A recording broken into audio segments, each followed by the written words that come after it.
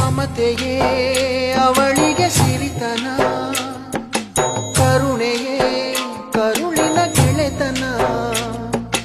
ದೇವರಿಗೂ ಅವಳೆ ತಾನೆ ದೇವರು, ಅವಳ ಸರಿ ಸಮ ಯಾರು ಕಾಣರು. ಅವಳ ಪ್ರೀತಿಯಲ್ಲಿ ಜಗವೇ ಬೆಳಗುವುದು. ಅಮ್ಮ ನಿನಗೂ ಮೊದಲು ಜಗದಲ್ಲಿ ಯಾರಮ್ಮ, ಹೆತ್ತವಳು ಯಾರಮ್ಮ, ಹೊತ್ತವಳು ಯಾರಮ್ಮ. ಅವಳಿದೆ ಅಮೃತದೇ ಉತ್ತರವು ಇದೆಯಮ್ಮ.